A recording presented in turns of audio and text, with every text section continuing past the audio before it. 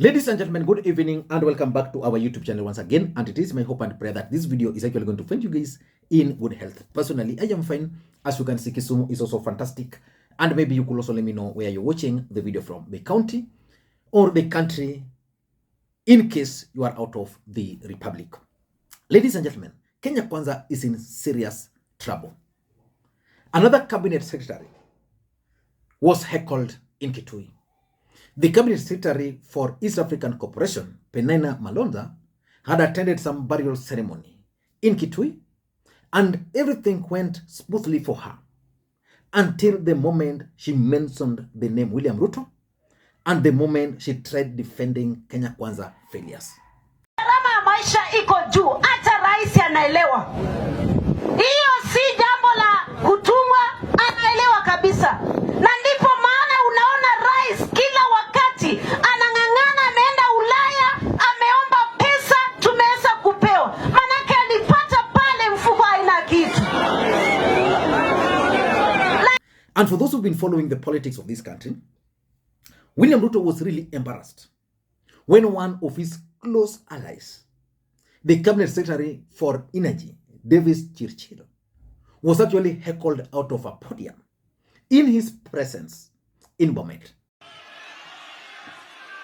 Kongoi missing, Your Excellency, the President, Kongoi amun Kenyan kesa tugul raine, ko Kongoi amun imiga en sotik ko kayangane, ko kaya komwa chi gole magitaro gutich chia ganumbunen,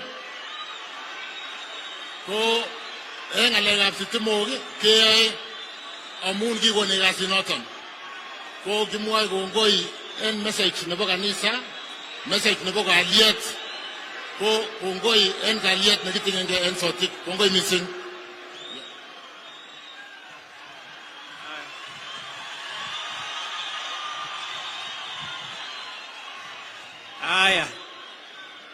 Your Excellency, we have colleague governors, Governor wa Kericho na Governor wa Nairobi. A few weeks later, Kipchumba Murkomen, another close ally of William Ruto, was also heckled somewhere in Baringo. And if you've been keenly following the politics, the heckling of Kenya Kwanza leaders actually began somewhere in the mountain. At some point, Kanini Kega was forced out of a podium. The Ruiru member of parliament, is he called Simon Kingangi, was also forced out of podium, despite the fact that he was really pleading with the residents of Ruiru to listen to him. Daktari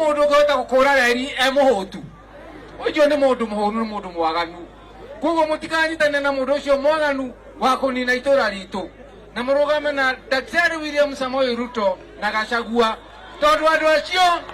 adwachio ona iniegwo ko adwachio achio no magate ije bururi witu todo tutire na thamaki yake hadi watasimama na sisi, na unajua hata hawajamaliza hata mwaka moja, wako na miezi 8. Ona kone mwanadaki siaretwo. Mimi niwaambie uwazi kama mjumbe na mtumishi wenu. Yes. Na mimi nitaendelea kuongea haki, kwa sababu haki ndio itaokoa nyinyi, si uongo. Yes. Haki ndio itaokoa nyinyi. Mimi Simon Ngaki nanuambia haki, kwa sababu haki ndio mutakura milele na itadumu. At some point, remember the Kameme FM roadshow, where they tried to invoke the name of William Ruto to excite the crowd, but the crowd could not listen to them. So Kenya Kwanza is in serious political panic as we speak. In this video, I want to reveal to you guys why Kenya Kwanza is in panic. But why is the heckling troubling William Ruto and his Kenya Kwanza government? 3 reasons. Number 1 is perception. We all know that politics is a perceptual game. The moment Kenya Kwanza leaders are being heckled, the moment cabinet secretaries cannot address residents, is a serious issue, because it creates the perception that the residents or Kenyans are actually rejecting Kenya Kwanza. And that is the biggest worry William Ruto is currently facing. Number 2, it has what is called spiral effect. In fact, the moment the heckling began in the mountain, and then it went to Bomet, I opined on this platform that we are going to start witnessing spiral effect of that. And that's after that we saw Kipchumba Murkomen somewhere in Baringo being heckled. And now we are seeing the Cabinet Secretary for East African Cooperation being heckled. There is also the issue of fear in articulating government policies. You know, Cabinet Secretaries are supposed to articulate government policies. Like, for example, Malonza was in Kitui, Ukambani. She comes from Ukambani. And that was a good platform for her to explain to the residents there why William Ruto is traveling. It was a good platform for her to explain to Kenyans that William Ruto is trying so hard to lower the cost of living by traveling outside the country. It was also a good opportunity for her to explain to Kenyans what William Ruto is doing to lower the cost of living. She can actually, the cabinet secretaries can actually use those opportunities to articulate government policies. But now, what do you think they will be doing if every time they try to speak, they are being heckled? In short, they are going to fear articulating government policies to an extent that most of them will now start just addressing Kenyans without articulating government policies. And that is the biggest fear. And of course, number 4, it's also re-energize the Azimio La Umoja One Kenya Alliance support base. And of course, the leadership. One thing I know with Azimio is that they're actually sleeping. Right now, I expected Azimio leaders to call for a press conference to push William Ruto's government to lower the cost of fuel by 50 shillings. Because internationally, the cost of fuel has gone lowest as we speak. So there's no need for Kenyans to continue paying more. But of course, I think most of the time, I think these guys have been bought. I don't want to get that. Now, guys, can you watch this clip of Malonza being heckled? When you sit in that cabinet, you are a woman. Tell President Ruto, watu wameumea mpaka wanaenda bila viatu. Sana. Na umwambie ya kwamba hata wazazi wale wako hapa hawajui kama watoto wataenda shule. We want to tell you it's one thing when we are ready and people are ready to pay taxes.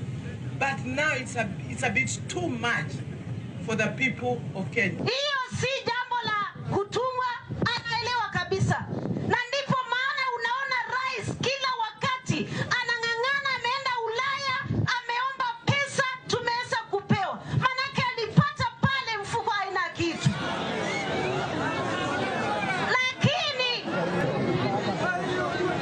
Lakini anaangalia gharama, ngojea ama siwache niongee.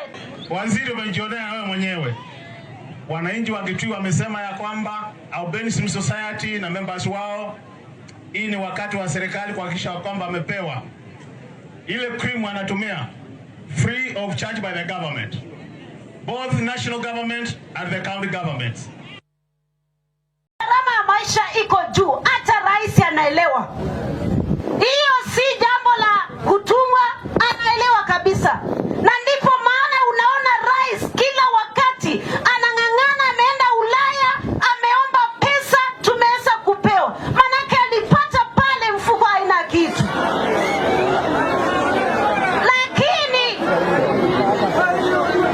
Lakini anaangalia gharama, ngojea ama siwache niongee. Tumesema subra na heshima ama namna gani? Anang'ang'ana hakikishe gharama ya maisha imeenda chini. Na ndipo unasikia anatoka na kuomba pesa na kuangalia namna gani. Vile vile upande wa taxes amejitoa ili hakikishe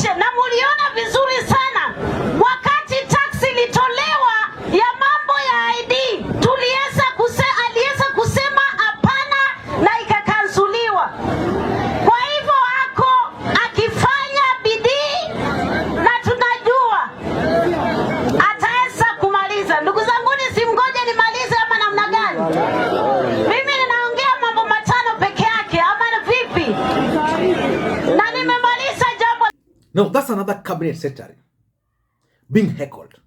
So the question and the fear in Kenya Kwanza is, who is next? Which other cabinet secretary is going to be heckled? Because the fear now is that the heckling is not confined to Azimio stronghold. Ketumba Murkomen was heckled in their stronghold. Davis Chichir was heckled in their stronghold. For Malonza, you can say it's Azimio. But why do you think the residents are heckling these cabinet secretaries? That's exactly what I want us to analyze in this video. But before you do that, for those who are watching this channel for the first time, please take a second or two, click that subscribe button so that next time we produce a video like this, YouTube will automatically notify you. And to the subscribers, I want to continue thanking you guys for your continued support, because without that support, this channel cannot be where it is. Ladies and gentlemen, without any further ado, allow me to dive in, because I want to go and watch my son is playing some football just across the fence here. Ladies and gentlemen, number one, there is growing rebellion against Kenya Kwanza in the entire republic. It's not far-fetched when I state here that William Ruto is likely to be a one-term president. In fact, if there's one president who can be removed from office easily, then it's William Ruto. And William Ruto is going to be a one-term president unless a miracle is going to happen. And of course, in politics, miracle can always happen. Who knew William Ruto will be president today? So there's growing rebellion. It began in Western Kenya. It went to Mombasa, now Kambani, Rift Valley. Of course, for Nyanza, they don't care about the government. So that growing rebellion is what is causing these Kenyans to heckle these leaders. Otherwise, otherwise you can't tell me that in a funeral day in Kitui East there, a cabinet secretary would just be heckled. I expect a cabinet secretary to be heckled in a kind of a political setup. So when in a funeral in the village, you can be heckled, it means you don't even have influence in that region. So that's number one. Number two, Kenyans are really tired with the lies which are being told by Kenya Kwanza leaders. For example, this lady was trying to justify the many trips William Ruto is making outside the country. And she was addressing Kenyans. And these Kenyans were like, why lie to us? How can William Ruto travels outside the country translate to low cost of living? Low cost of living can be effected right on the ground here. You just lower the tax. Because Kenyans are currently overburdened by tax. You just lower that tax, things will be normal, will normalize. You just reduce the cost of fuel, things will normalize. That's what Kenyans are asking. You can't promise Kenyans that, you go outside there, you negotiate for jobs outside the country. Then those jobs are not there. For example, if you were to create 500,000 jobs to Kenyans, the impact will be big. So Kenyans are really tired. By the way, I watched some video which really shocked me, where William Ruto was awarding some certificates of the alleged Arizona graduates. It's shocking. There was no representative from Arizona University, which means those certificates actually printed in River Road. The truth is, Arizona University is offering some free online courses. Once you complete the course, you print them, not confined to Kenya. But remember, William Ruto had promised Kenyans that if they attended his first event, I think was it Mashujaa Day, that everybody who attended that event was going to come out with a scholarship from Arizona University.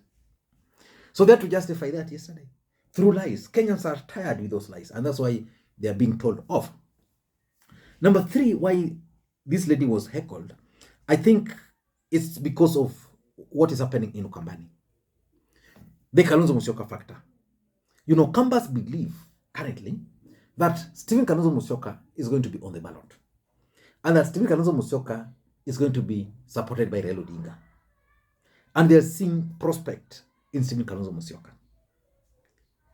And the way I'm seeing it, remember, in one of my videos on this channel, I opined that William Ruto and Stephen Kalonzo contest is definitely going to be one of the most dangerous contests or dangerous presidential contest we've ever had as a country. And if you missed that video, you can check it down there. So the truth is, as we speak, Ukambani believe that Kalonzo is the next president of the Republic of Kenya. People like Malonza are just out to spoil. So they don't want to listen to people like her. And number 4, of course, it's about the cost of living. The cost of living is taking a toll on Kenyans. But Kenya Kwanza leaders are not aware. They are comfortable. They are buying choppers every single day. Azimio la Umoja One Kenya Alliance is also asleep. They are not upping their games. There are several things which, for example, today they would have managed to pin Kenya Kwanza down with, but they're not doing it. So the cost of living is the reason why Kenya Kwanza leaders are finding it very difficult. Because, for example, I want to give you the case of Captain Murkomen, who is putting a watch worth over, was it 4 million? A watch. And you want to address people who don't even know what they're going to eat. They can't listen to you. And of course, lastly, there is some kind of disconnect between Kenya Kwanza leaders and Kenya Kwanza cabinet secretaries and the public. Because if there was that connection, then this lady would have avoided things that would have led to heckling.